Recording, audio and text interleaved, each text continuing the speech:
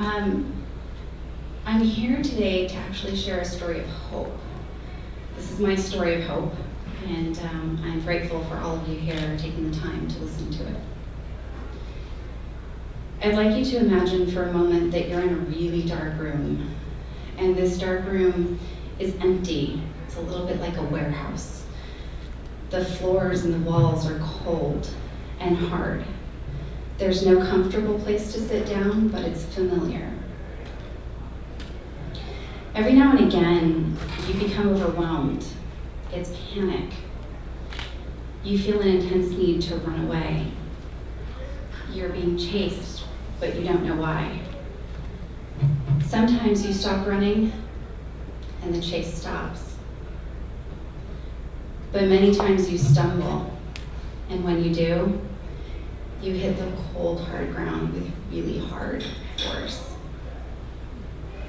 There's consequences when you land that hard. Sometimes it's hands around your throat, suffocating you until you see stars and you fall asleep. Other times, it's being kicked in the ribs until you can't get oxygen into your lungs to breathe. And sometimes it's being punched so hard in the head that your face becomes wet with tears. Or is it blood? Regardless, it hurts, and it hurts a lot. But at least the chase is over. That was my life. That chase was a part of my everyday life. And something magical happened. I had a child, and I knew she was going to depend on me to guide her in this world. I didn't have a way to keep her safe from the monster. So on the morning of March 27th, 2017, in a rare moment when we weren't being chased, I picked her up in my arms, grabbed a duffel bag full of diapers, a change of clothes, $400 in cash, and I ran. I ran as fast as I could towards this little tiny light at the corner of the room. And there was the glowing door. And I put my hand on the handle. But I was more scared than I had ever been in my entire life. But with all that fear, I lunged through that door. Because my life depended on it. It really did. I was told that if we ever left, we would be killed, both of us.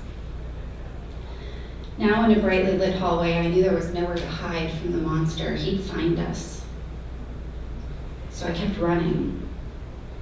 And then I found it. I found a door with a purple little ribbon on it. I was in such a rush that I didn't know it actually said WomenSV. I jiggled the door handle and I walked through that door. When I got there, I was in an open park. There were trees, there was grass, there was people sitting on benches and they were talking. And I realized they were talking about being chased by a monster. They were what I refer to as survivors.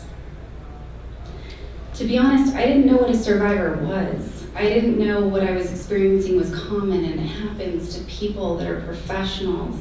It happens to educated people, people that live in picture-perfect neighborhoods. I didn't realize that it was shame that held me back from realizing that this was my life and that I do have a choice. You see, when we consider escaping, we know we're never truly going to be free from our abuser. There's a price to pay. That price comes in the form of friends, family, reputation, careers, and even sometimes our children. And often when we're in such severe danger, we can't really see around it. We can't see past it. The threat for me has not disappeared, and at the time it certainly had not disappeared, but I could see around it. With WomenSV, I could see around it, and this is where WomenSV plays a vital role, to provide hope, to give survivors to see past the darkness and into the light. Ruth called me once a week to check in and see how I was doing. I could be good, I could be bad, I could be in complete muddled tears, and she'd tell me it was going to be okay. And then she brought me to group support, and I learned to share what happened to me without having to go through the terror and the horror of explaining every single thing that happened to me. I learned that there were terms for it like coercive control or victim blaming and isolation. I was able to get comfortable with talking about my experience with family and friends and professionals that eventually helped me figure out how to build a strategy to freedom. The group gave me a safe place to talk about what I had experienced, but also the emotional impact of the things that I was going through. So even though I had a strategy, there were still things that were coming at me hard and fast. And I could talk with them about it and figure out what that felt like, and that feeling that way was okay. And when my first attorney told me that he couldn't understand why I would want to keep my daughter from the monster, I turned to WomenSV to find legal support that was compassionate and kind, and understood that all I was trying to do was keep my daughter and I safe. 2 years ago, I stood before you to tell my struggle for the first time. That night changed my life. I found my voice, and he could never again steal the truth from the light. That same night, I was gifted a bracelet. Didn't realize the power of it at the time. It wasn't until my first day in court that I realized that that bracelet represents every survivor that has been through what I have been through, and every family member of those survivors who believed in them until they were safe, and every professional that dedicates their career and their life to helping those survivors be safe.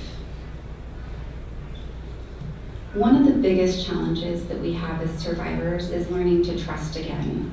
And what WomenSV does is they provide a network of resources for survivors to be able to trust people, to trust professionals so that they can get help and move on into a new life.